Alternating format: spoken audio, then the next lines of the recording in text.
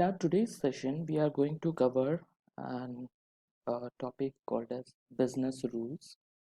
Now, when I say business rules, it is again an very important aspect of your business analysis work that you do in your day-to-day activity. Now, when I say rules, what comes into your mind? What it could be?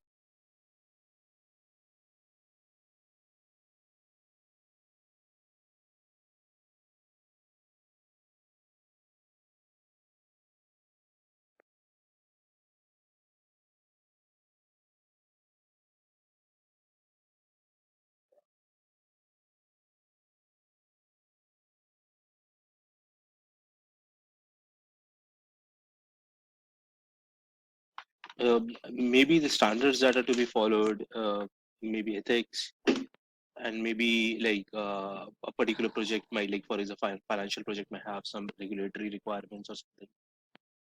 Okay. Now, can someone differentiate me between principles and rules? What could be the difference between principles and rule? Because in business analysis we tend to follow both principles as well as rules.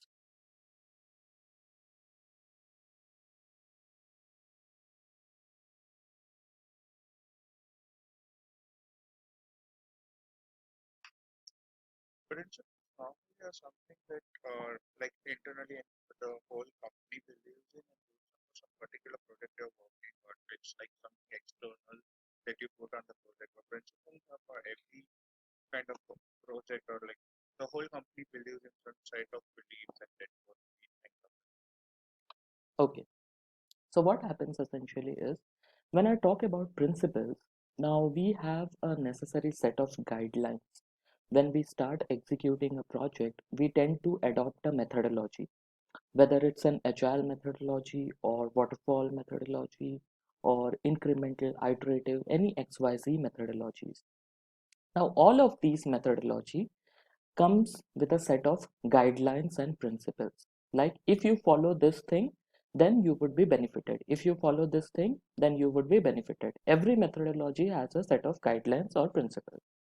Now, when we talk about principles or guidelines, that is optional in nature. So they are not saying that you have to mandatorily follow it. That is an optional case. If we follow basis on the recommendation which was provided by that particular framework, then we would be benefited. Now we all know the reality is something different from what it is documented in your books or website of that particular governing body who has proposed those frameworks, I mean the principles or guidelines. So that's an optional thing. We may follow it, we may not follow it, depending on the situation of our project. But when it comes to rules, that is a mandate thing. That is something that we have to follow. Now, this rules, as rightly identified by Mohit, basis on his project experience with financial domain, every domain has a certain set of rules that has to be mandatorily incorporated into that particular system. Without those rules, the system would be not complete. Now, these rules are something um, categorized basis on the user interaction with the system, basis on the some of the compliance or regulatory requirement laid down by the governing body of that particular country or region. These are some of the mandate thing that we need to have in our project, without which our project won't work. Or let's say if someone is coming for an audit in your particular application, they would check whether the necessary rules that are you know standardized by the governing body of that particular country or state is being incorporated into that particular system or not. If it is not incorporated, then you may have to pay legal penalty for them, because these are some mandates that we need to follow. Now, every domain, whether it's insurance, banking, retail, healthcare, has a necessary set of rules that has to be incorporated in that particular system. So in our today's session, we are going to extensively understand what are business rules and how do we manage this business rules, how do we configure this business rules with the help of rule engine, and how it essentially works. and we would also see some of the samples. If you see the agenda for today's session, it starts with an understanding of business rules. We would see what is business rules management system, what is a rule engine. We would also understand the rule SPVR. We would understand what's the difference between business rules and business processes, and what's the connection between these two, because business process is the what I would say is the phase wherein we tend to discover the business rules associated with those business processes. And then we will see a walkthrough of how these things look like, the business rules. I'll first start with understanding business rules. Now, a business rule defines or constrains some aspect of business and always resolve to either true and false. So, possibly every business rule would have necessarily two outcomes. Either the rule would be true or the rule would be false. When we enforce some constraint or some condition into a particular system, the obvious outcome would be whether the system satisfies that condition or whether the system does not satisfy that particular condition. So ultimately, the outcome that we would get when we configure our rule into the system would be only in two states, true or false.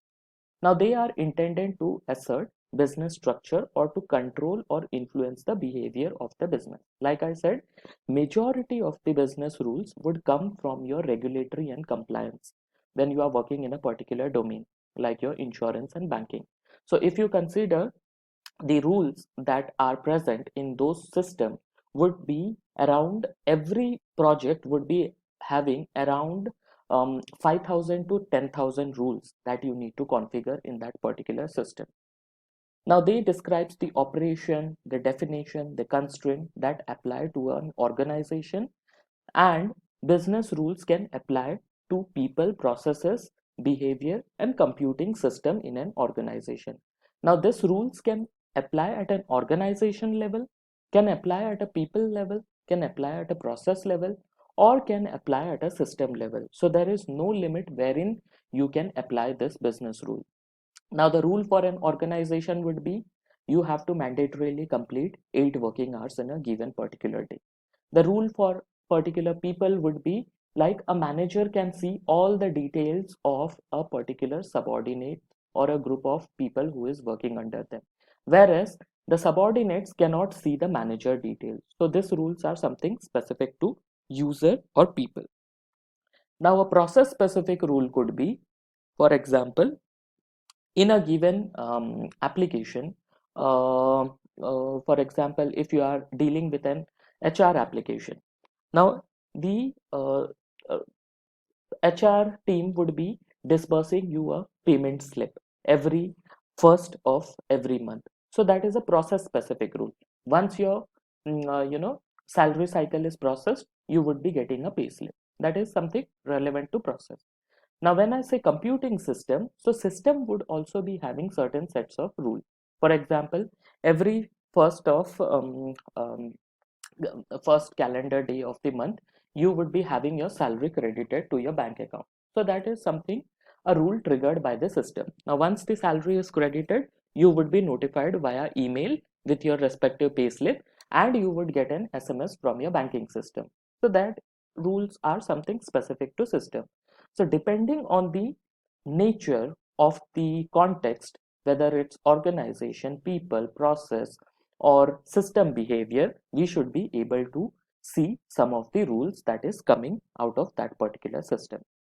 Now, business rule tells an organization what it can do in detail, while strategy tells how to focus the business at a macro level to optimize results. Now, strategy as a is at a detailed level wherein you describe how you can optimize the business rules, the 5,000 or 10,000 business rules. Whereas when we talk about the organizational business rule, it only details about what is expected out of those business rules. If I say that I want minimum 4 work from home policy, 4 days working from home policy for every employee. Now that is something, an organization specific rule. It only talks about what I want to give an opportunity to all my employees that every month they should be able to take 4 work from home facility. Now, when I talk about the how part of it, how the strategy would look like, now I cannot trust every employee, whether when they apply for a work from home, whether they are working at home or they are chilling at home. I cannot guarantee that. So, what I would do, I would focus on how part, wherein I would install some softwares into their laptops, wherein I could capture some of the activities that they are doing, random activities. For example, every 1 hour I will take random 3-4 screenshot wherein I should be able to see, okay, this application is open on his desktop, that means he is working. So that is how I am regulating that rule which I have applied in the what part. I am giving them work from home, but I need to have an result wherein I could validate whether they are actually working from home or not. So for that reason, I have a third party system like Sapiens installed into their laptops, wherein I can take random screenshot of 2-3 activities every hour to validate whether they are actually working or not. So these are some of the mandatory criteria that we are fulfilling when it comes to business rules. Now this is just a basic example. Now if you consider an insurance domain or financial domain, there are so many regulatory norms in place. Now those norms cannot be configured as it is coming from the regulatory bodies. Now what we need to do, we as a business analyst would receive a manual or a handout of a document which would have all these scenarios or description in and around those particular business rules. Now what we need to do over here is we need to break down those mandatory criterias or those conditions into small rules or small functionalities which is easily configured by the development team, probably in the form of if else statement or in the form of conditional statement, so that developer can understand it. And once we break it down into small pieces which is implementable, we would see it as a whole wherein the actual regulations or the compliance instruction are enforced into that particular system or not. That is what the business rule, the concept revolves around in a particular application. Now, for example, a business rule might state that no credit check is to be performed on returning customer. So this is my business rule. Other example of business rules could be include requiring a rental agent to disallow a rental tenant if their credit rating is too low, or requiring company agents to use a list of preferred suppliers and supply schedules. We would be receiving information in these format. Now we have to put it in such a way that it is easily be consumed by the development team. It is easily what I would say implementable by the development team with the help of some of the statements which are in if else format. For example, these kind of statements wherein if this condition happen, then that would be its consequences. Now where do we get these business rules? What are the typical situation from where we would get the business rule? So essentially, if we follow the business rules group, who are the governing body who lays out the foundation around how the business rules would come into a particular project and how they should be managed and governed, these are the 4 categories from where we would be getting the business rule. The very first category is the definition of the business term. Definition of the business term would be like your what I would say, credit history, loss exposure, or the business term would be a peril. So these terms are very specific to that particular domain. So basis on those business terms, we would be deriving our business rules. Then the second category would be facts relating term to each other, like the nature of operating structure of an organization. Like I gave you an example that day, wherein we have different parties in a particular insurance system. Like we have insured, we have escrow, we have mortgagee, we have agents, we have underwriter. So how these particular people would be interacting with that particular system. So that those are considered as fact relating terms to each other.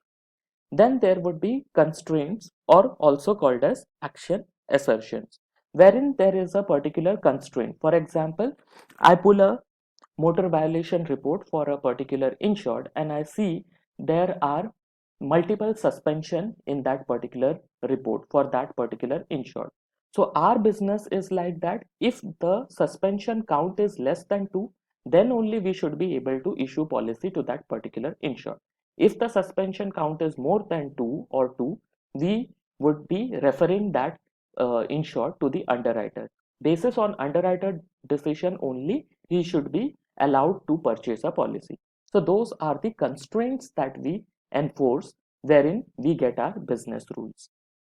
The fourth category is derivation, wherein the business rules, including laws of nature, define how knowledge in one form may be transferred into other knowledge, possibly in a different form. Now, derivation is like you are doing a hierarchy of the rules. Like from one rule, it would trigger another rule. From another rule, it would trigger another rule. For example, if I consider the same scenario wherein the motor violation report are more than 2.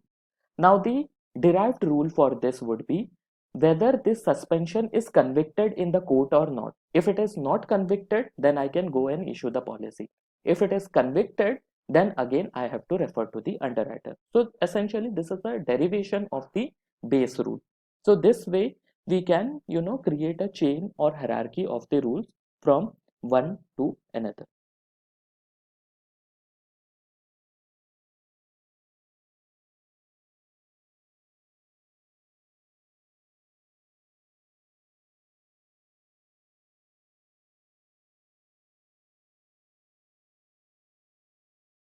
Sunil? Yes. Okay. We thought the audio got disconnected. Okay. Now how do we specify the business rules? Now there are different ways how do we specify the business rules. Either we can use a UML modeling technique, we can use a typical business process execution language, we can use another technique like Z notation technique, some mathematical expression like if giving some variable like we do it in our algebra, we can use some Z notation technique. Then we can use some business process modeling notation like we covered in BPMN 2.0 session. Then we can use decision model or notation, or we can use SBVR, that is semantics of business vocabulary and business rules. So these are some of the ways or some of the techniques by which we can specify business rules in a particular requirement documents. Now they are encoded in computer code in an operational program also known as business logic. Now whenever someone says that they have configured or they have created a layer of business logic, so business logic is nothing but it is a repository of all the business rules that are available into that particular system. So when someone asks you what is business logic, so business logic is nothing but it is a set of business rules that is needed for that particular application to function. So irrespective of it is 5,000 rules or 10,000 rules that are present in your system, they all would come under your business logic of that particular system. Now similar to how business rules, business risk are structured, if condition happens, then what would be the consequences? This is the format for defining business risk. Now how do you define the business rule? When condition happen, then these would be the imposition, otherwise that would be the consequences. If then else. So if a condition happened, then this would be happening, otherwise this would be happening. So that signifies whether it would be true or whether it would be false. If condition happen, true part is imposition and false part whatever would be the consequences. Now before we deep dive into business rules, we need to first understand the business rules management system. Now when you are working as a business analyst, you would essentially come across two things. First is business rules management system and second is business rules engine. Now business rules management system is essentially a system wherein you would be managing all your business rules, and business rule engine is a system wherein your rules would be triggered basis on the condition or event it has been configured for. Whatever event you may configure it, If that event happen, then the business rule engine would trigger that relevant business rule. And business rule management system is wherein all your business rules would be hosted, 5,000, 10,000 rules that pertains to that particular system. So business rules management system, or BRMS, is used to define, deploy, execute, monitor, and maintain the variety and complexity of the decision logic, which includes your business rules that is dependent on your policies, requirement, conditional statements, and so on. So business rule is the place wherein you would be having all your rules. So let's say if your customer asks you to include a new rule into a particular system, then you would include that rule in this business rules management system. Now, technically, you won't be able to include it directly here. You would give the requirement to the developer. The developer would configure that rule in the business rules management system and the necessary criteria wherein the business rule engine would be, triggering that particular rule when an event occurs. Now, if your customer asks you to modify a business rule, then the same process would apply. You would write the business modified business rule requirement and give it to the development team, and they would in turn configure that particular business rule in the business rule management system. Now, for example, if you see over here, we are sending a questionnaire. Now, after sending a particular questionnaire, there could be two possibilities. Either the questionnaire would be completed by the respective stakeholder, or it is not completed. Now, if it is not completed, we need to track for how many days we need to wait before we send a reminder. So after every 5 days, we would be sending them a reminder. Now, sending a questionnaire is a functionality. Sending a reminder is a functionality. But there are some of the events that is triggering these particular functionality. For example, if the questionnaire is not completed, then we would send a reminder.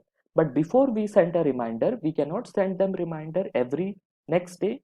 No, we have to wait for 5 days. Only after 5 days has passed, then the system would automatically trigger the reminder. So in this particular process, the 5 days time frame is your business rule.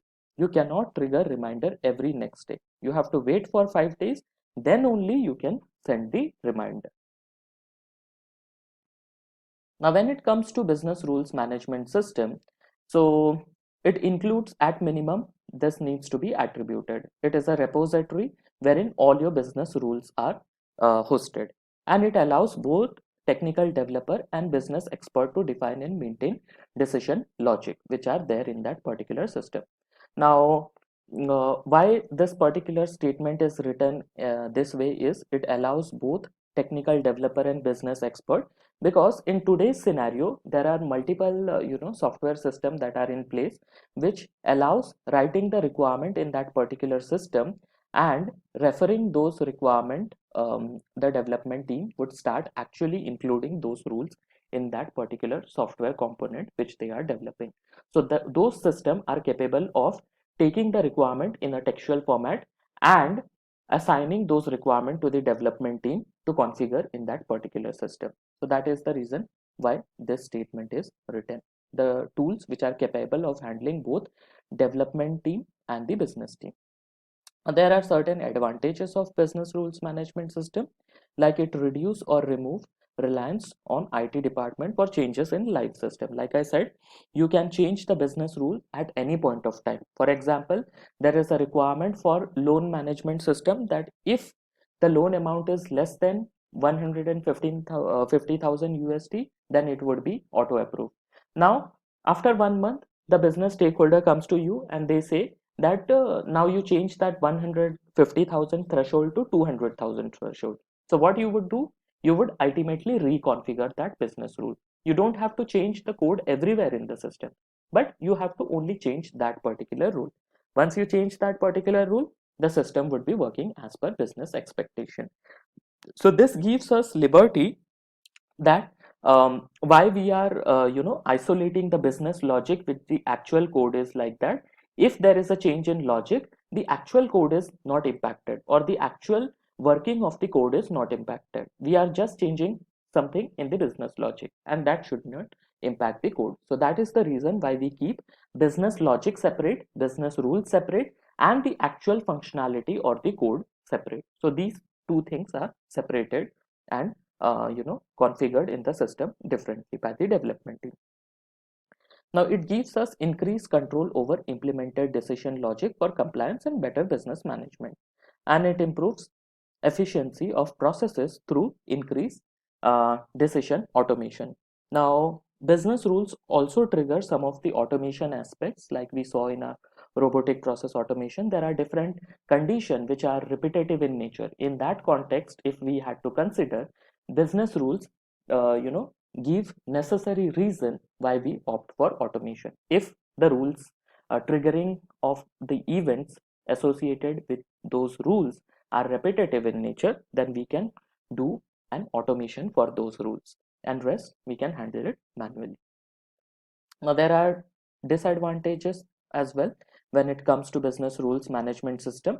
We need extensive subject matter expertise for vendor specific products in addition to object oriented analysis design practices. Now object oriented analysis and design practices is something the development team should know, like the inheritance, polymorphism and all those concepts, but subject matter expert needs to understand that product end to end in order to come up with relevant business rules.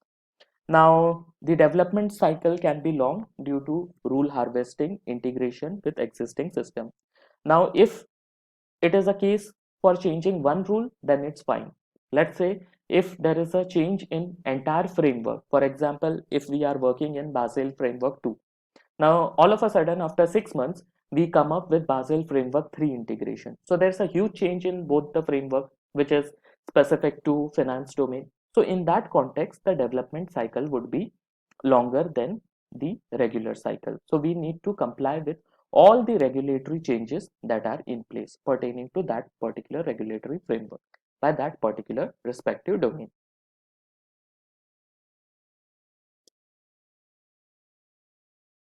Now, if we consider a business case wherein we have a change management project. Now, our problem statement is claims processing at major US insurance company. There are around 1200 process steps and there are more than 5000 business rules. This is our problem statement. Now, how do we go about approaching this problem? So before approaching to this particular problem, we need to first categorize the rules basis on certain parameters. Now, out of these 500,000 business rules, we need to first understand how many are product types rules and their associated product. So what is the product? Whether it's an home insurance, whether it's an auto insurance, basis on that, we have to categorize the product types. After that, we need to configure the data edit rules, like at what point the data should be editable, those rules. After that, we have to configure the pending or referral rules, like how many rules come under claims pending rule. Then we have to understand what are the types of correspondence letters. For example, when we process a claim for a particular insured, we tend to send them certain letters depending on the nature of the claim and the type of the claim and the status of the claim, whether the claims has been processed or we need additional document, or your claim is rejected. If it is rejected, what is the reason behind it? So all of these information go through a physical copy of letters. So these rules are responsible for triggering those correspondent letter. So depending on these 5000 rules, which is the approx count of the rule, we categorize these rules depending on when they would trigger. After that, we need to identify the integration points, like whether it would come under control flow decision or assignment decision or monitoring or policies and exception. So we need to understand where do we integrate this rule, like which process this rule would be integrated after we have categorized them. Now, once we are done with that, we need to understand the control flow decision, wherein we would be understanding the business rule engine to make data decision about the sequence of processing steps from workflow, from business rule management system, and if there are multiple criteria that are involved. Now, when we configure control flow decision, we essentially come to these three circumstances: whether it would be a manual decision, whether it would be a multi-step decision, or whether it would be a completely control flow decision. Now, what is manual decision over here? We receive an application, we review an application, and we process a case. The case could be type A. If the case is type A, we would go with type A further process. If the case is type B, we would go with that particular type B.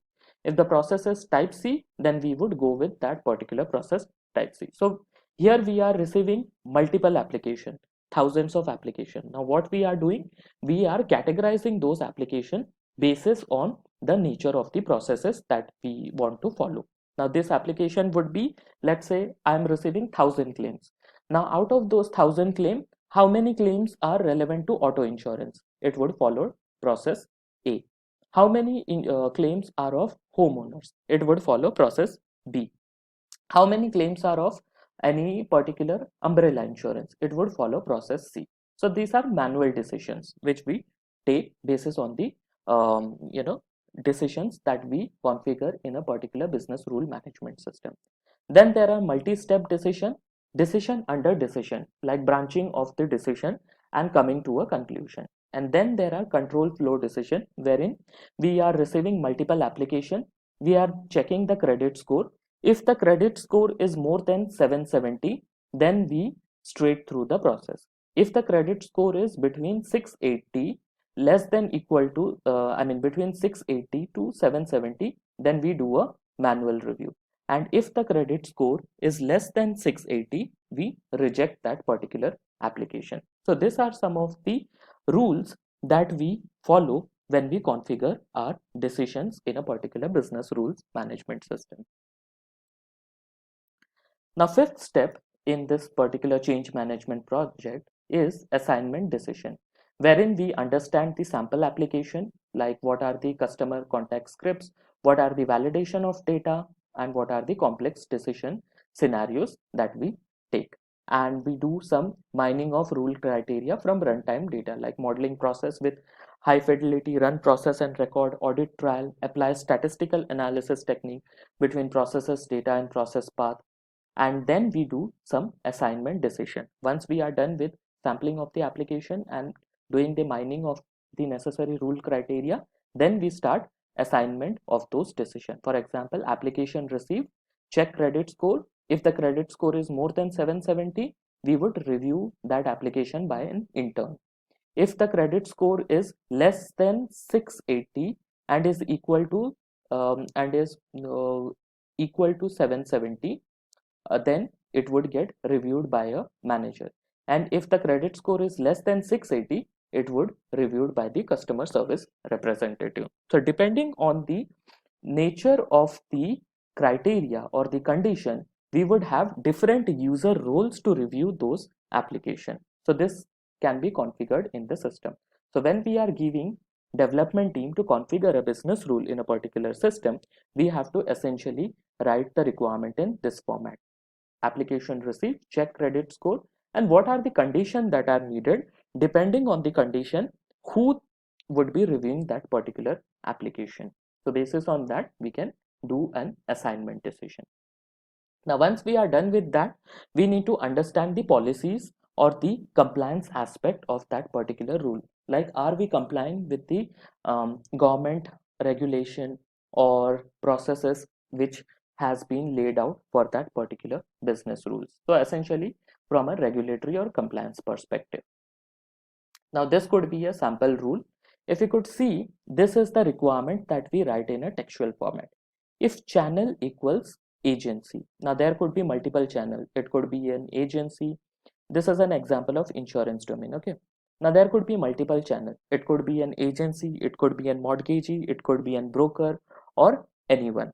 Now here the rule says that if channel equals agency and plan equals mortgagee term or whole life and region equals Midwest and age is greater than 18 and less than or equal to 65 and face amount is more than 250,000 USD and less than 1,000 USD, 1K 1000 USD, and policy is a conversion from existing policy then assigned to Midwest level underwriter group.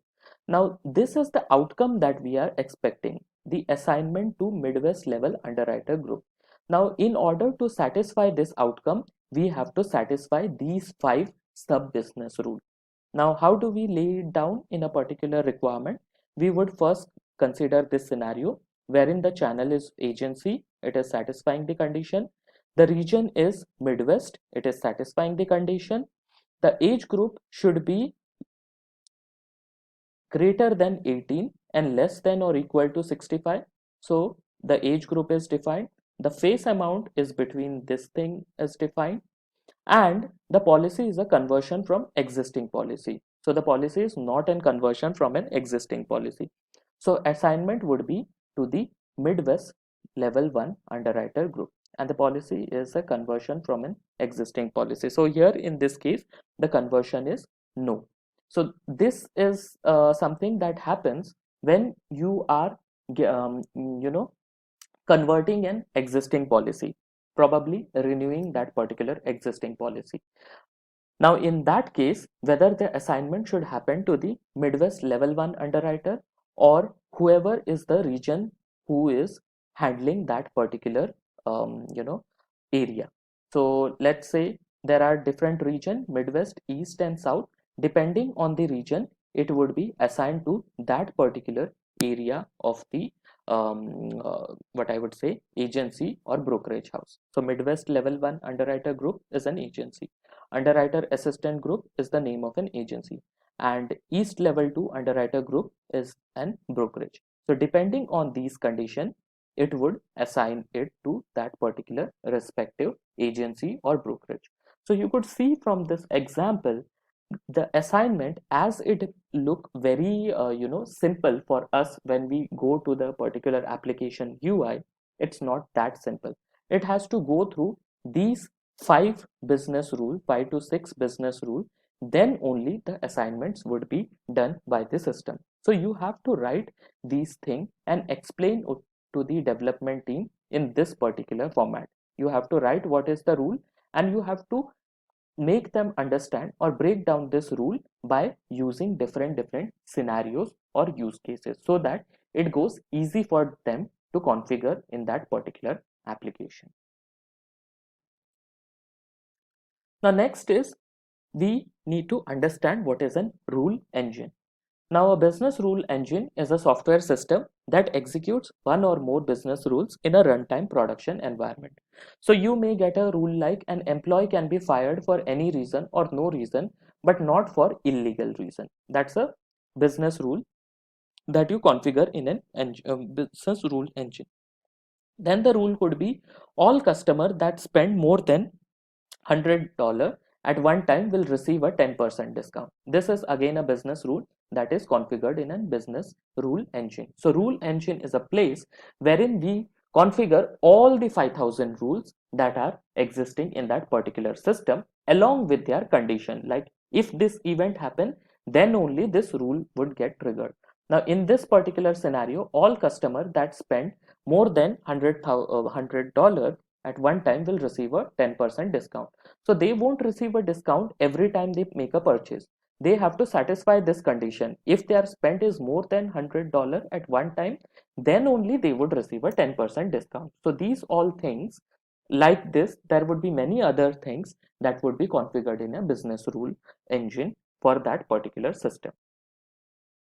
So this is a system without a rule engine, wherein you see in step 1 what is happening, like what is happening over here in process 1 is application is scanned into FileNet system. After that, data is entered into admin system. So application is scanned and then data is entered into that particular system. After that, application is assigned to underwriter during indexing process. Now this is a manual work that particular person does depending on the nature of application he is receiving in that particular system. After that, the reviewing or the indexing of the processes, it goes to the underwriting team who starts writing that particular policy for that particular insured. Now when you consider the network aspect or the technical aspect of it, all your application that are sent into the through the FileNet system or scanned through the FileNet system would be stored in image format in the FileNet image system. All the data entered by your admins would be stored in an administrative system, and whatever indexing has been done would be stored in your workflow system. Now this is a case when things are in being executed manually without a rule engine, and later on in the fifth step, workflows and associated route work through the business process based on the kind of policies. So this person who is sitting in step number 3, he essentially scans manually all the documents, and depending on that he is sending those information to different underwriter basis on the risk that particular application is having. Now how the system would look like when we include a rule engine. Now here we have completely eliminated that particular process, and we have introduced rule engine who would essentially does the assignment. So it is essentially a computer program or a robot who would do an assignment basis on the condition that is satisfied by that particular application. So if you see the step 1, application is sent scanned into FileNet system, data is entered by the admin system. Now the difference is here, application are distributed basis on availability and skill level, and admin systems are updated. So depending on the expertise of the underwriter and the risk that is coming via the application, the assignment rule engine would do an assignment. Like if the underwriter experience is between 0 to 5 years, then he would get application which are low risk in nature. If the underwriter expertise is or experience is more than 5 years and less than 10 years, he would get medium risk application. And if the underwriter experience is more than 10 years, then he would receive all the high risk application. So that's the assignment this logic does over here. So there is no manual person who is reviewing those documents manually. We just configured those rules into a particular rule engine, and every time a application comes in, the rule engine would get triggered and the assignment would happen to that respective people.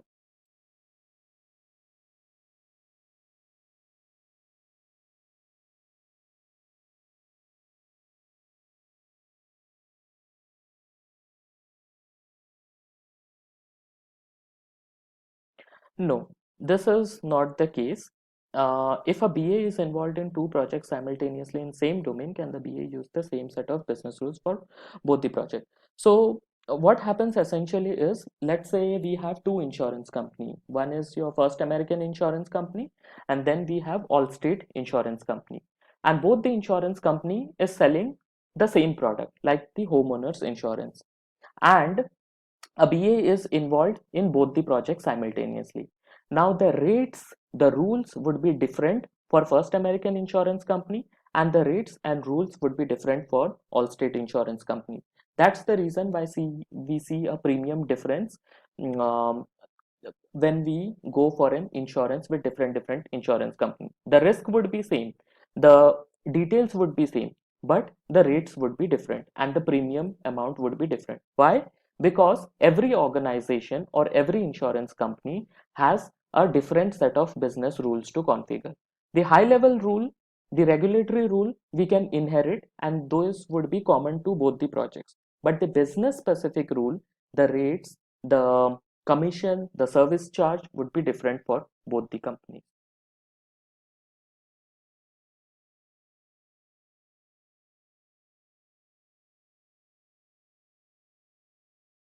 So what happens in the insurance industry is like the example which I gave you of First American and Allstate.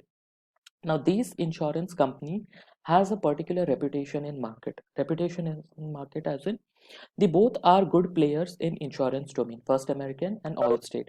Now these company, they have certain set of experience associated with them in and around writing the insurance policy. Now Allstate is an old entity and they have established a good reputation in the market, and they have a very good claim settlement ratio. And at the same time, if you consider the First American Insurance Company, they are comparatively new in market and they do have a good claim settlement ratio. Now the rates are defined basis on their expertise and what's the reserve pool they have, because insurance is something sharing of the risk by an insurance pool as in, when I pay a particular premium, that premium goes to that particular insurance pool. So let's say I'm buying an auto insurance policy and I pay a premium of 500 USD a year. Now, like me, there would be millions of other applicants who would be taking an auto insurance policy, and we establish a pool of premium that we are paying to the company. Now, at the time of claim, when the company settles your claim of that particular auto damage, if it happens, it essentially takes out amount from this pool that we all pay as premium.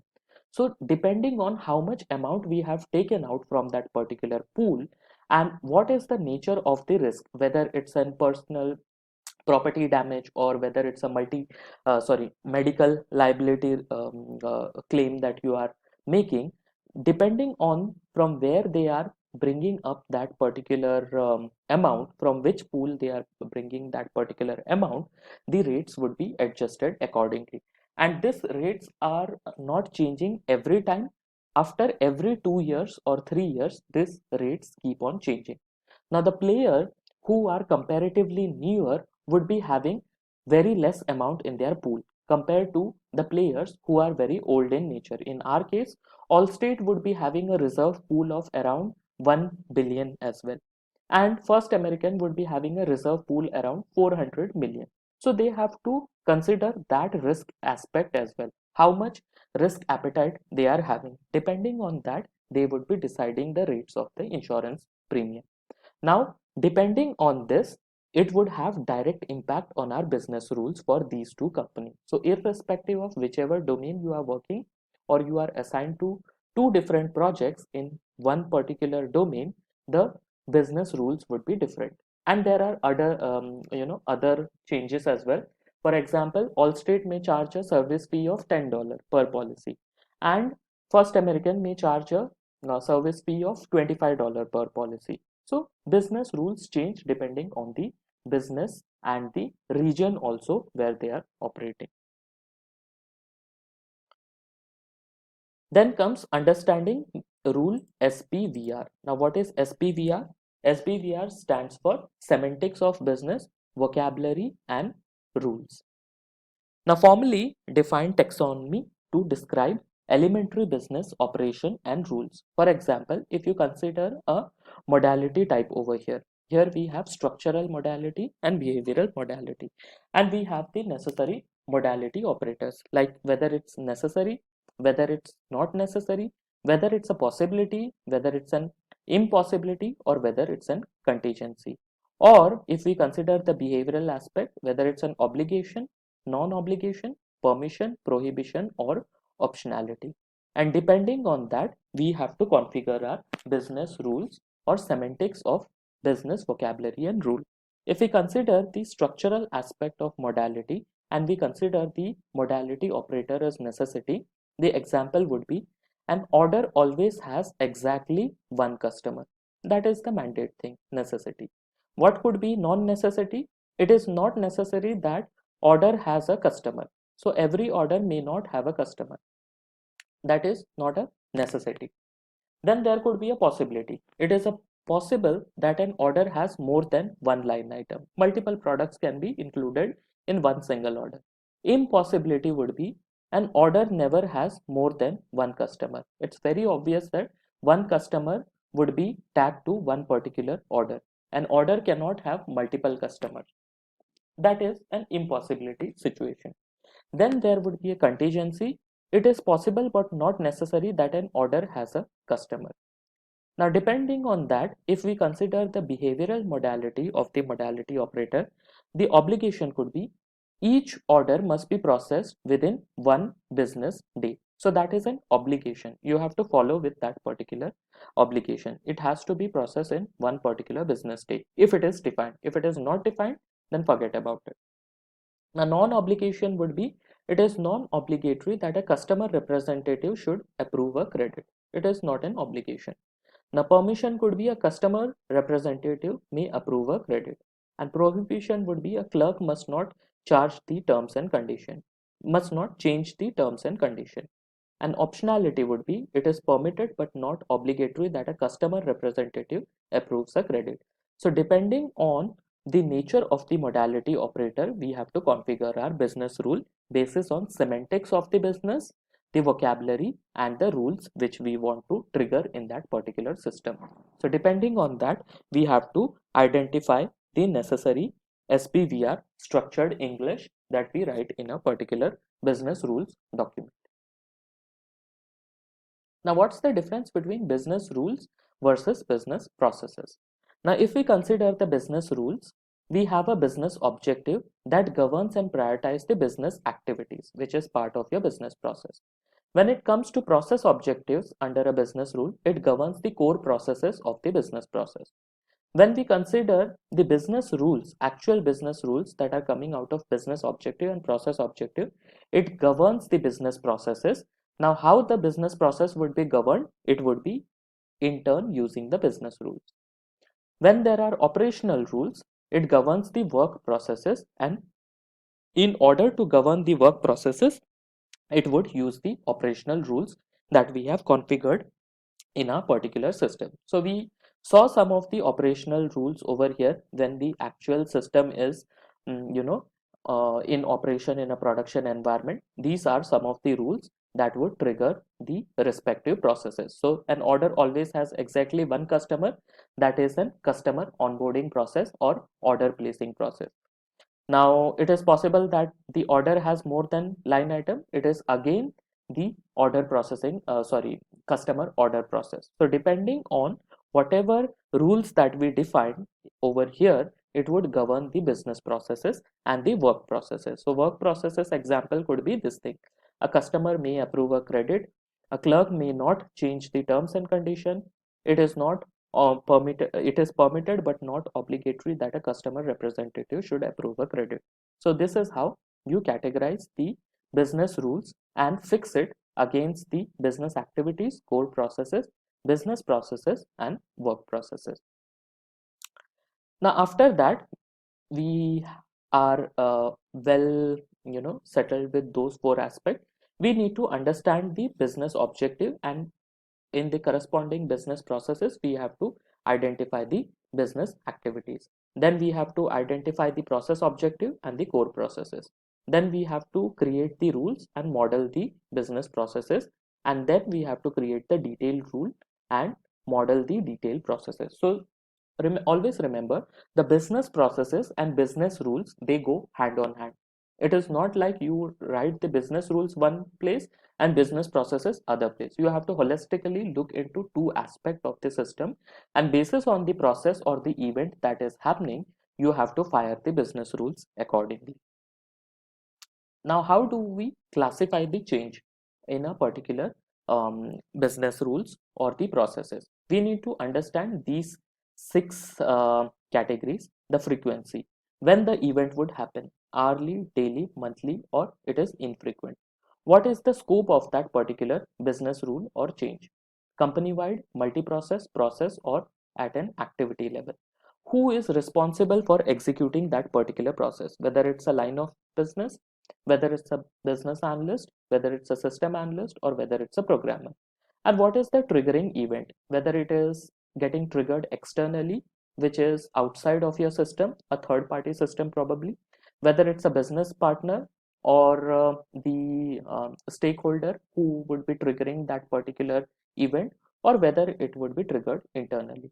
And what is the predictability, whether it's a low severity business rule, medium severity, or high severity business rule, and how many days the persistency of the business rule would happen, whether it would be an instant triggering, whether it would be triggered in some days, whether it would be triggered in some months, or whether it would be triggered permanently, like the case we saw when there would be a reminder after 5 days. So that would fall under 5 days. It's a low severity item. It is something that is triggered internally, and that is something triggered by the business analyst, and it is a particular process, and the frequency would be probably a monthly, or you can say it as daily. It cannot be. The frequency is something undefined. In this case, we are having our custom frequency after every 5 days. So this is how you can categorize or classify the rule basis on which you have to define these parameters and come to a conclusion. What is the event? What is the time when you would trigger that respective rule? Now, to summarize, we understood the business rules management system, the rule engine, the business rule SBVR, and we also understood the connection between business rules and business processes and what are the differences between business rules and business processes, and they always go hand on hand. Now, if you have to consider a business rule management system, the business rule management system looks something like that, which has to be configured in a respective rule engine. Now, when I open the respective rule for a particular action that happens, then we should be able to see a particular document. For example, in this particular rule, this decision model defines how to greet a customer during different times of a day. Let's say your customer is coming to your particular web application during different time in a particular day. How you would configure a rule in a system wherein you could appropriately greet that particular customer. So if you open that particular rule, you would see a decision matrix over here, wherein you would see the decision diagram. So our objective is to determine customer's greeting, how you would greet that particular customer. So in order to greet that particular customer, we need to have a current time, at what time the customer is logging into that particular system. Depending on the time, we would define the word for that particular customer and the salutation. Now, when I see individual component, I have a different matrix for it. Let's say the customer is visiting the system during the hour 0 to 11 a.m. So we would greet the customer as good morning. If the customer is visiting between the time zone 11 a.m. to 17 or 5 p.m., we would greet the customer as good afternoon. If the customer is coming to your system after 5 p.m. but before 10 p.m., we would greet the customer as good evening. And if the customer is coming in between 10 p.m. to 12 a.m. midnight, we would greet the customer as good night. Excuse me, in our respective application. Now, this is the wording of the greeting basis on the time zone. What about the salutation part? Now, in order to define the salutation, we need to first understand what is the gender of the customer, whether it's a male customer or whether it's a female customer. Now, if it is female customer, we need to understand the marital status, whether the customer is married or single. Now, after we have done that, we need to put the condition. If the date of birth is less than January 1, 2007, and if the date of birth is greater than equals to January 1, 2007.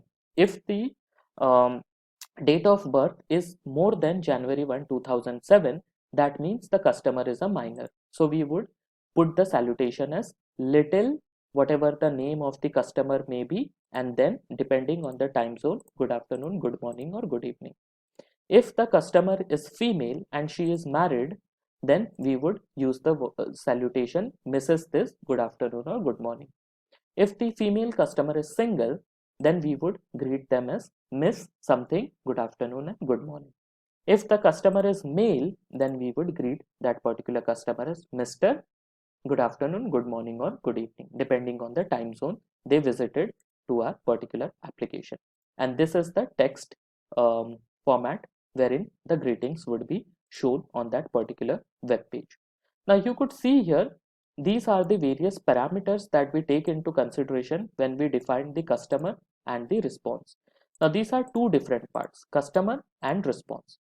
Now in order to understand our customer, we need to understand their gender, the date of birth, the marital status and the current hour when they are visiting the application. Only after we got these four input, we can give them a output, that is greeting, salutation and the result.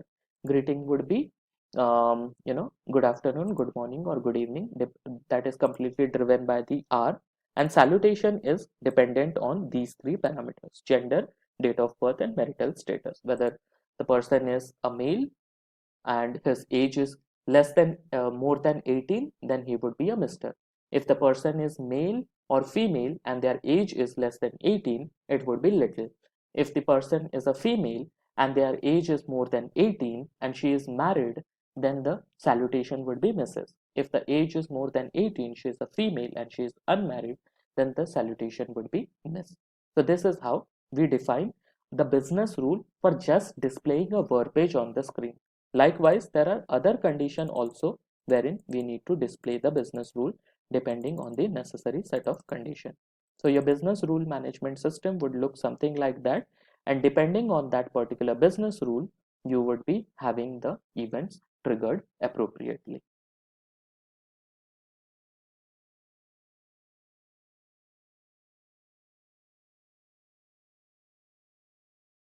Okay.